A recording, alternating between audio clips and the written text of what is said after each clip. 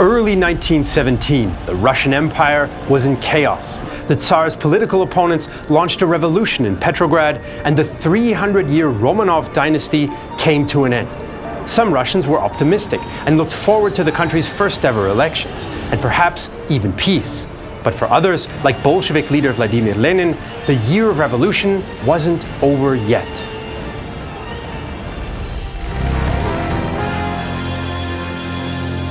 At the end of the 19th century, the Russian Empire was a great power, but was less developed than its European rivals. It had modernized more slowly than Britain, France, or Germany. Serfs were only freed from their feudal-style bondage in 1860, there were fewer railways and factories, and political parties were banned. But opposition was growing. When the economy started to modernize, it happened very quickly and unevenly, causing instability and inequality. At the same time, there was little social or political modernization, which angered intellectuals and nobles who wanted progress. Peasants were also upset because the economic changes disrupted their way of life without improving it, so their local governing bodies resented central authority. Socialism and liberalism were two of the ideologies championed by political opponents of the Tsar. In 1881, the People's Will, a populist socialist organization opposed to industrialization, assassinated Tsar Alexander II. Other socialist groups, though, approved of industrialization, disowned violence, and/or wanted a constitutional monarchy. Liberals wanted a free market economy, but also civic and political freedom for everyone. Marxism emerged in the 1880s and rejected liberal idealism, terrorism, and the traditional focus on peasants. Marx had argued only proletarian industrial workers could move society beyond capitalism to the inevitable triumph of socialism and communism. Marxists, therefore, wanted capitalist development as a necessary prerequisite to a socialist revolution. The vast majority of the population were peasants, though they were more and more industrial workers. In 1897, 92 of the empire's 126 million people lived in European Russia and Ukraine, concentrated around the industrial centers of St. Petersburg, Moscow, and the Donbass. Many peasants from these areas did seasonal industrial work, and the authorities noted growing political activity. Within the last 3 or 4 years, the easygoing Russian young man has been transformed into a special type of semi-literate intelligent who feels obliged to spurn family and religion, to disregard the law, and to deny and scoff at constituted authority. Fortunately, such young men are not numerous in the factories, but this negligible handful terrorizes the inert majority into following it. Matters came to a head in January 1905. Defeat in the Russo-Japanese War sparked revolution against Tsar Nicholas II, and in October he bowed to the pressure and created an elected parliament, the Duma, and legalized political parties. Previously illegal movements now formed a party system. The Constitutional Democratic Party, also known as the Cadets, was the main liberal party and favored a constitutional monarchy. The Socialist Revolutionaries, or SRs, blended populist and Marxist ideas and were popular among peasants. The Russian Social Democratic Labour Party was more Marxist, but soon split into two factions: the Mensheviks, who favored a gradual, legalistic approach to revolution, and the Bolsheviks, who wanted a more direct revolution with workers in the vanguard. Many Social Democrats hoped the two factions would reconcile, but the Mensheviks worried about Bolshevik leader Vladimir Lenin's preference for tight, central control. However, the following years saw little direct improvement for the people of the empire, and the police suppressed political rivals amidst riots and strikes. Many leaders, including Lenin, remained abroad to avoid arrest. Even in 1908, a relatively quiet year, political violence killed 1,800 state officials, and by 1910, major strikes were common. A general strike in 1914 almost hindered mobilization in the lead-up to the First World War. The declaration of war saw some patriotic fervor, and most moderate socialist parties supported the war effort, but they often rejected aggressive war goals. Lenin wanted Russia to lose the war to trigger revolution, which caused the authorities to arrest many Bolsheviks. But battlefield defeats like Tannenberg in 1914 and Gorlice-Tarnów in 1915, and economic hardships and shortages resulting from the abrupt transition to a war economy, led to disillusionment. When Tsar Nicholas II appointed himself supreme commander in 1915, critics focused on the monarchy and his absence from the newly renamed capital of Petrograd. Tsarina Alexandra took on more responsibility in government, and her German heritage and controversial relationship with mystic Grigory Rasputin caused a political stir. Cadet Pavel Milyukov wondered in 1916, is this stupidity or is it treason? Despite later Soviet claims, the Russian army was not yet on the edge of collapse. Morale was poor, but it varied. In Galicia, the southern armies managed to inflict a damaging defeat on Austria-Hungary in 1916. The northern armies, though, facing tougher German units and closer to political events in Petrograd, were unhappier. In fact, morale was lowest behind the front. Garrison units, especially in Petrograd, suffered from poor discipline made worse by a lack of competent officers and NCOs. In early 1917, 65% of the garrison's men were new recruits or veterans recuperating from wounds, both reluctant to go to the front. Garrison troops were also more exposed to political rumors and agitation. At this time, a regular soldier, in fact any soldier from the ages of 22 to 25, was a rarity. The Petrograd soldier of those days was either a dissatisfied peasant or a dissatisfied city dweller. In essence, the barracks became simply brick pens to which more and more red and green draft notices drove ever-increasing herds of raw humanity. The war had destabilized society and the army, but in early 1917, it would be many soldiers' wives who would trigger a new revolution. In February, Petrograd was a hive of political activity as food shortages racked the city. Many Russian provinces produced enough grain, but a wartime lack of transport capacity and poor weather prevented distribution. In 1917, Petrograd received by rail only 44% of the grain that it had in 1913. These concerns, combined with increased industrial discontent, led to mass demonstrations on International Women's Day, March 8th or February 23rd in the old-style calendar that was used in Russia at the time. Crowds, including revolutionaries, took control of railway stations and arsenals and descended on the Duma. The authorities ordered the Petrograd garrison to put down the uprising, but it refused.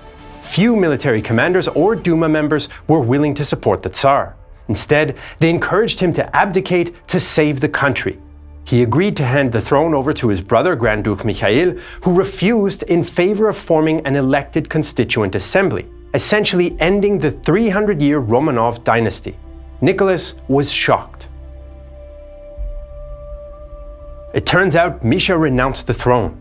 His manifesto ends with a flourish about elections to the Constituent Assembly within 6 months. Lord knows who gave him the idea to sign such a disgusting thing. Following the February Revolution, a provisional government made up of politicians, notables, and intellectuals was formed in the capital, but it wasn't the only governing body. During the revolution, workers and soldiers formed the Petrograd Soviet, a council of representatives promoting socialist policies. Although moderate Mensheviks and SRs dominated its leadership, the rank and file were more radical workers, including Bolsheviks. The Soviet and provisional government agreed to work together, with the Soviet monitoring the provisional government until a new constituent assembly could be elected. It was a dysfunctional system in which radical Soviet members had significant influence. The provisional government does not possess any real power, and its directives are carried out only to the extent that it is permitted by the Soviet of Workers' and Soldiers' Deputies, which enjoys all the essential elements of real power, since the troops, the railroads, the post and telegraph are all in its hands. One can say flatly that the provisional government exists only so long as it is permitted by the Soviet. The Soviet even unilaterally announced Prikaz Nomer 1, or Order Number 1, drastically reforming military discipline and giving the Soviet authority over the armed forces.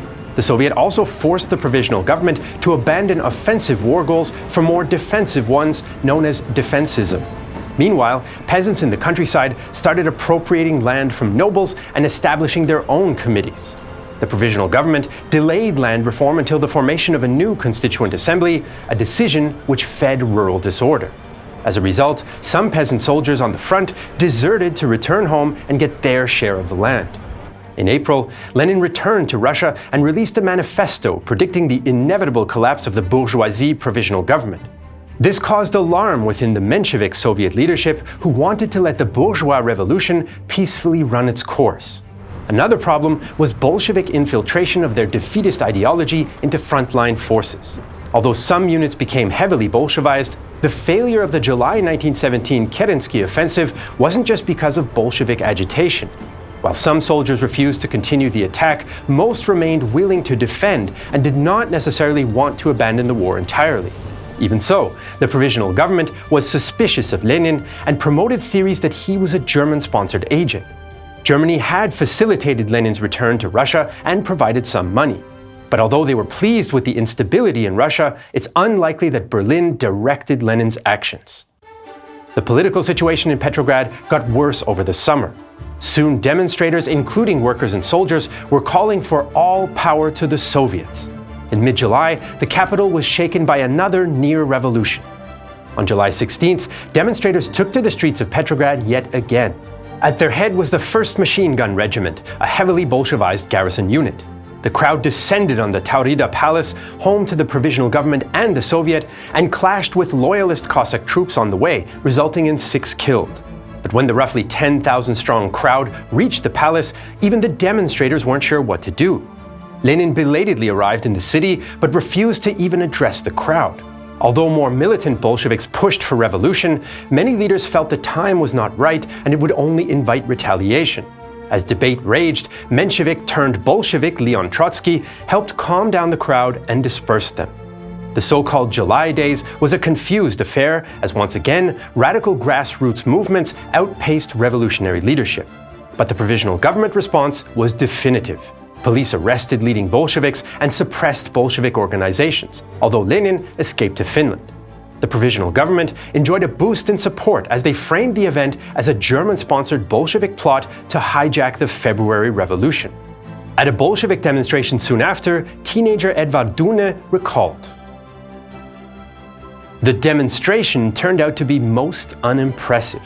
Afterwards, propagandists remained on the square, surrounded by groups of glaring, inquisitive onlookers, obviously inclined to be hostile. Similar knots of unfriendly citizens had gathered around the numerous orators along Tverskaya Boulevard and were heckling them fiercely. 'German agent! Where's your German money? Adventurers! Did you happen to come to Moscow via Germany?' By August, socialist lawyer Alexander Kerensky headed the provisional government. He continued to suppress the Bolsheviks and denied further reforms for workers. He also dismantled elements of Order No. 1 and reimposed the death penalty in military courts. By now, the army was on the edge of collapse. Although it held in the south, the more radical northern armies were unreliable. On September 1st, German forces launched the Riga offensive, capturing the city and opening up a route to the Russian capital, spreading panic in Petrograd.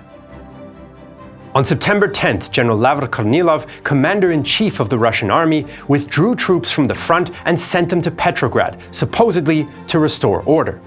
There's considerable debate about his intentions. Some claim he wanted to establish a right-wing military dictatorship, others that he believed he was acting with Kerensky's blessing. Kornilov put it this way to the public. "I, General Kornilov, son of a Cossack peasant, declare to all and sundry that I want nothing more for myself except the preservation of a great Russia, and I vow to bring the people, by means of victory over the enemy, to the Constituent Assembly." However, there was no mass disorder at the time, and Kerensky had given no such permission. Kornilov's confused forces stopped outside Petrograd as workers blocked trains and persuaded the troops to halt. Factory workers, including Bolsheviks, quickly formed Red Guard militia units, but there was no major combat. Kerensky dismissed Kornilov and had him arrested. The Soviet leadership saw grassroots workers' resistance as instrumental in preventing a coup, and although the Bolsheviks played no special part in organizing it, they benefited afterwards. Kerensky stopped police repression of Bolsheviks and allowed them to gather 40,000 rifles for their Bolshevik military organization. After months on the political fringe, the Bolsheviks also achieved an electoral success, gaining a majority in the Soviet's workers' section. Lenin, still in hiding in Finland, told his followers to prepare for armed insurrection, although not all Bolsheviks agreed. Having gained some political legitimacy, they preferred to wait for the Constituent Assembly elections. But Lenin and his supporters argued the Bolsheviks were unlikely to gain a majority, and the German threat to Petrograd required action. Trotsky supported Lenin's argument, which won out, and they made plans to strike before the Second Congress of the Soviets in early November 1917. Rumors of another potential revolution soon spread across Petrograd, but only around 6,000 of the garrison's 160,000 men were staunch Bolsheviks. Belatedly, Kerensky orders the garrison to remove Bolshevik-appointed figures and surround the Bolshevik headquarters in the Smolny Institute. However, Kerensky has even less support in the garrison, and although troops cut off strategically important bridges, they take no decisive action against the Bolsheviks. On November 7th, October 24th in the old-style calendar, Bolshevik Red Guards sprang into action and often simply took over from garrison troops at key buildings and locations. There's almost no armed resistance, and Petrograd remained relatively calm.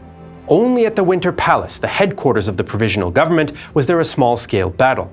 Bolshevik revolutionaries fired artillery from the Peter and Paul fortress and brought up the battlecruiser Aurora to support the attack, even though the ship could only fire blanks. After a confused assault against remaining officer cadets and female soldiers of the pro-government Women's Death Battalion, the provisional government surrendered and Kerensky escaped. Minister of Justice Pavel Melyantovich recalled the Bolshevik advance through the building. The noise grew all the time, intensified, and swiftly, with a broad wave, rolled towards us. It penetrated and seized us with an unbearable fear, like the onslaught of poisoned air.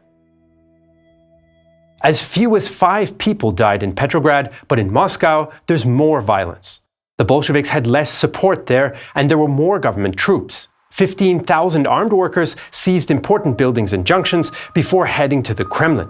Fighting caused 700 casualties before the provisional government forces surrendered on November 13th. During the chaos, the army did nearly nothing. Kerensky only gathered 700 Cossacks to try to retake Petrograd, and the Red Guards defeated them at Pulkovo Heights. While many rank-and-file soldiers sided with the government, Kerensky's handling of the July offensive and Kornilov affair tanked his popularity. Many officers, on the other hand, sided with Kornilov, whom they saw as one of the few competent commanders remaining. It was also unclear who was in charge of this latest revolution. The Bolsheviks carried out the revolution under the guise of the Petrograd Soviet's Military Revolutionary Committee, which suggested wider support for their action within the Soviet. However, Mensheviks and SRs were not involved in the revolutionary violence. Many soldiers supported the Soviet and adopted a wait-and-see attitude. It soon became clear this was a Bolshevik takeover. Some have defined it as a coup rather than a revolution. They transferred all power to the Soviet, and the Mensheviks and SRs quit in protest. Instead of electing a new executive committee as expected, Lenin created an all-Bolshevik Council of People's Commissars. Around 2 months later, the elections for the Constituent Assembly went ahead in January 1918. The SRs got the most votes overall, even though the Bolsheviks won the urban vote. So the Bolsheviks disbanded the assembly after 13 hours of its existence. So as Russia entered 1918, it was becoming a single-party state. There's still debate about whether this was Lenin's intention from the start or a reaction to the chaos of 1917. The Bolsheviks promised to take decisive action and deliver peace, land, bread, and freedom. Their first priority was ending the war. Some Bolsheviks, considering the new threat to Petrograd, now wanted a revolutionary war against Germany, but Lenin and Trotsky developed the no war, no peace approach. They would not continue the war, but they would not sign a peace that gave up their new empire. Negotiations with Germany broke down in January, and some German leaders now changed their opinion of the Bolsheviks. They were happy to see Russia's revolutionary government at the peace table, but the Bolsheviks now represented a threat. No other way out is possible. Otherwise, these brutes, the Bolsheviks, will wipe up the Ukrainians, the Finns, and the Balts, and then quietly get together a new revolutionary army and turn the whole of Europe into a pigsty. The whole of Russia is not more than a vast heap of maggots, a squalid, swarming mass.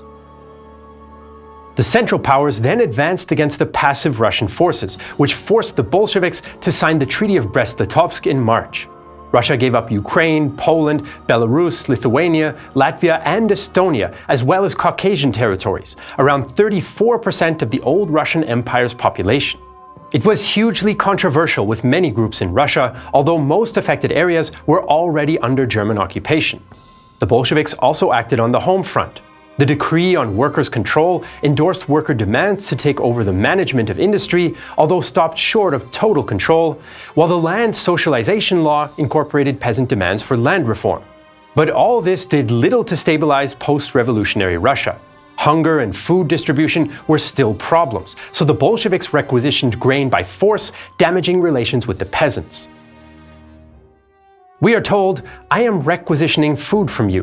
It would be better if they said, "I am robbing you." Meanwhile, worker control decreased productivity as factory managers left or simply closed their factories. As factories closed, thousands of workers moved to the countryside in search of food. By 1920, 2/3 of Petrograd residents would leave. To maintain productivity, the Bolsheviks reintroduced labor discipline, stopped reforms, and eventually nationalized industry. Workers too now complained about Bolshevik actions. We were promised a speedy peace, a democratic peace concluded by the people above the heads of their governments. In fact, we were given a shameful capitulation before German imperialism. We were given a peace which deals the severest blow to the entire Workers' International and strikes to death the Russian workers' movement. Lenin argued, as the head of a dictatorship of the proletariat, he was entitled to such harsh actions. The dictatorship of the proletariat does not fear any resort to compulsion and to the most severe, decisive, and ruthless forms of coercion by the state. The advanced class, the class most oppressed by capitalism, is entitled to use compulsion. Lenin is confident, but Bolshevik control is concentrated in industrial cities and along major railways. Many regions were outside their control, and some regions developed new political regimes of their own. In the Urals, Mensheviks and SRs predominated, while on the edges of the empire, anti-Bolshevik forces were organizing. In Ukraine and other regions, local nationalism was emerging as a potent force, while some former Tsarist officers rallied troops as the anti-revolutionary whites. Much of the middle and upper classes supported them, as did Allied powers like France and Britain, who were considering sending troops. The Russian revolutions of 1917 had definitively toppled the old empire, but in 1918 it was now making way for the Russian Civil War. And the Russian Revolution would shape Russian and European history well beyond that. Roughly 30 years after the events of fall 1917, the Red Army was standing at the gates of Berlin, ready to take the German capital, and Adolf Hitler hiding in his bunker in the city center. With uranium captured in Berlin and East Germany during the last stages of the Second World War, the USSR would also kickstart their nuclear program and Stalin's vision of nuclear-powered communism. If the end of the Second World War in Berlin and the Soviet nuclear program interest you, I can highly recommend two documentary series that we produced, 16 Days in Berlin and Red Atoms. The former chronicles the Battle of Berlin day by day and is the most detailed documentary about this often overlooked battle. In Red Atoms, we explore the Soviet nuclear program from its roots in the Soviet interwar period all the way to the Chernobyl disaster and beyond. And where can you watch 16 Days in Berlin and Red Atoms? On Nebula, a streaming service we're building together with other creators. On Nebula, you can watch original documentaries from us and other creators like Real Life Lore's War Room series, which explains and analyzes current military conflicts around the world so you can make sense of them. If you go to nebula.tv/The Great War, you can sign up for just $30 for an entire year and enjoy all our content ad-free, in 4K, and earlier than on YouTube.